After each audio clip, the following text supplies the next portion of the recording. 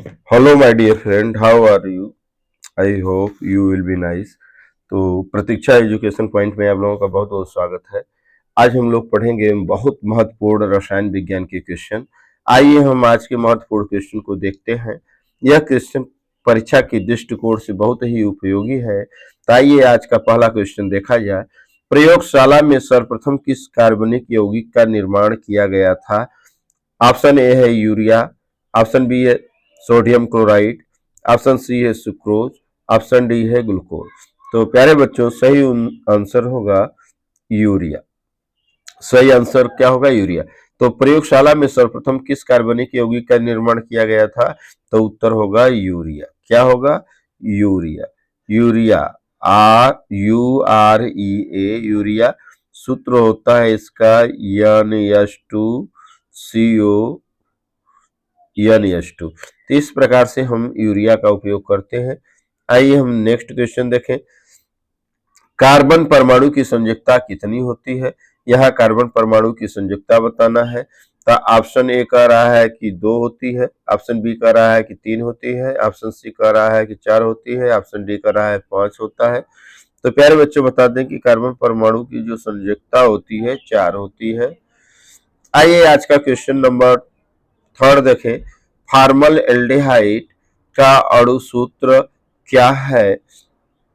तो प्रश्न ए कर रहा है HCHO, ऑप्शन बी कर रहा है CH3COOH, ऑप्शन सी कर रहा है C2H4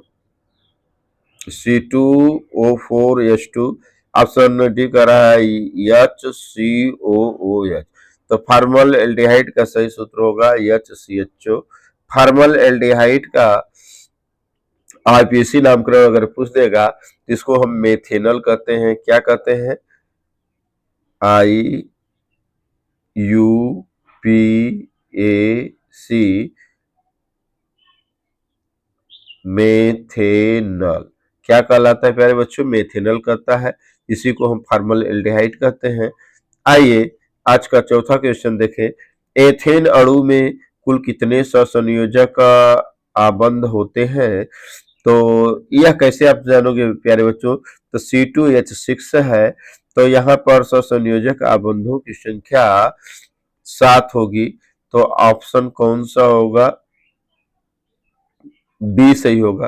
कैसे जानेंगे कि संख्या यह 7 होगी? तो हम देख लेते हैं, जितनी भी हाइड्रोजन जुड़े होते हैं कार्बन परमाणु से, उससे एक अधिक हमारा सहसंयोजक आबंध होते हैं। तो इस प्रकार चूंकि 6 हाइड्रोजन है तो 6 + 1 कर देने पर संयोजक आबंध की संख्या 7 हो जाएगी। आइए हम अगला क्वेश्चन देखते हैं प्यारे बच्चों। अगला क्वेश्चन है, ब्यूटेनोन और प्रोपेनोन अथवा प्रोपेनोन में कौन सा क्रियात्मक समूह होता है? तो ऑप्शन है बॉन्ड CHO होता है, ऑप्शन बी है बॉन्ड CO बॉन्ड होता है, ऑप्शन सी है बॉन्ड OH होता है, डी है बॉन्ड COOH होता है। तो बता दें कि कीटोन का क्रियात्मक समूह जो होता है बॉन्ड CO, इसको हम प्यारे बच्चों ऐसे भी डिनोट करते हैं C+O।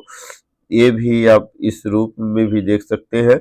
यह कीटोन का क्रियात्मक समूह या ब्यूटेनोन में क्रियात्मक समूह के रूप में आता है।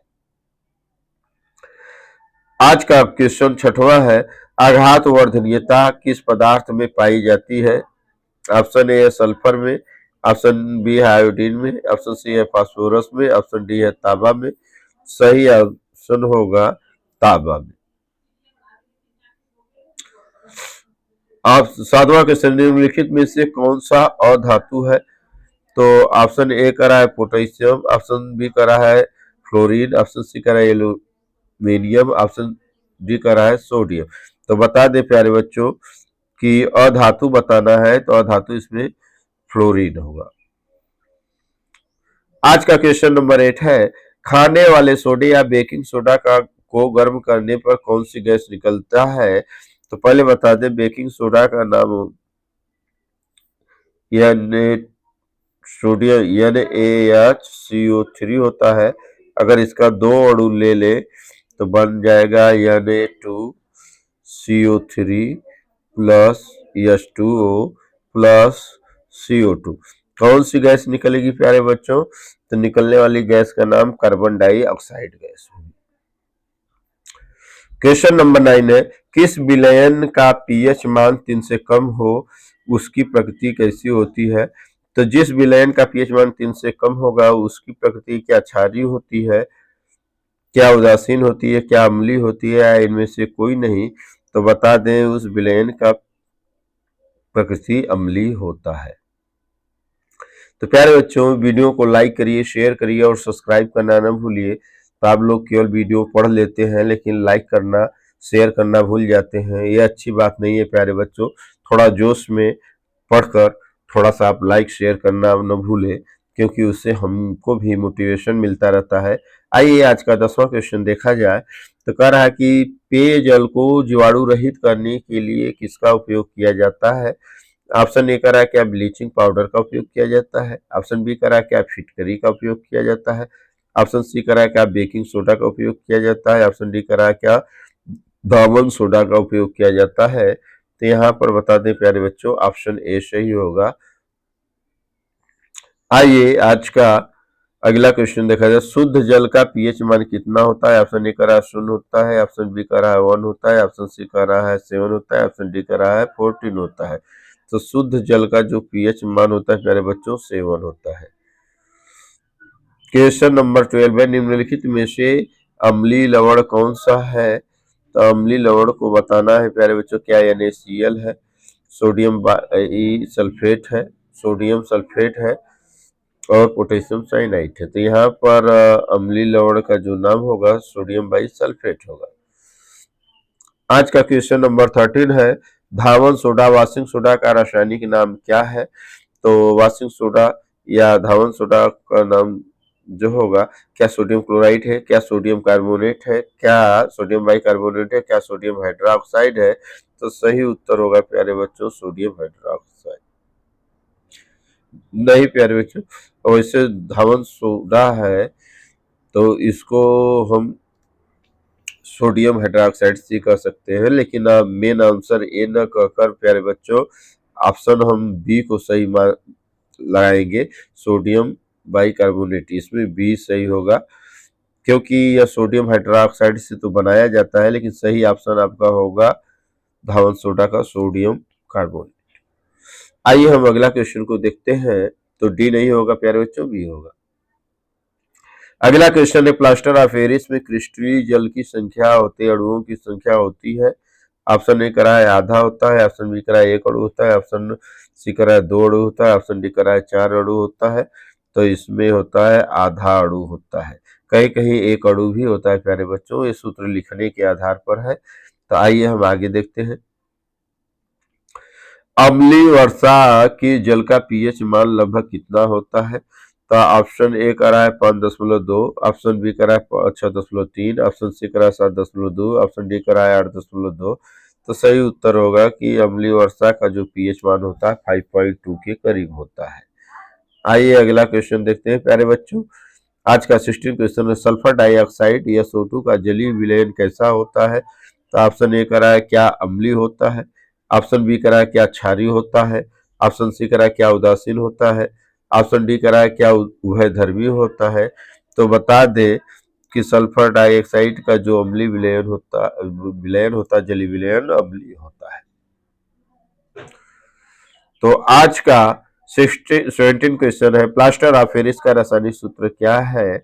तो यह बताना है प्लास्टर ऑफ पेरिस का रासायनिक सूत्र CaSO4.3H2, CaSO4.2H2, CaSO4.H2, CaSO4.12H2। तो सही उत्तर आपका यहाँ पर डी होगा प्यारे बच्चों। क्वेश्चन नंबर 18 है, मीठा सोडा या खाने वाले सोडे का अणु सूत्र होता है। तो यहाँ बता दे प्यारे बच्चों कि खाने वाला सोडा या उसका जो समय मतलब खाने वाला सोडा का अणु सूत्र जो होगा, तो ऑप्शन ए कह रहा है NaCl होगा, ऑप्शन बी कह रहा है Na2CO3 होगा, ऑप्शन सी कह रहा है सोडियम बाइकार्बोनेट होगा। तो यहाँ पर ऑप्शन क्या होगा प्यारे बच्चों, सी होगा NaHCO3। आइए हम अगला क्वेश्चन देखते हैं। मेथेन गैस या मार्स गैस का रासायनिक नाम क्या है?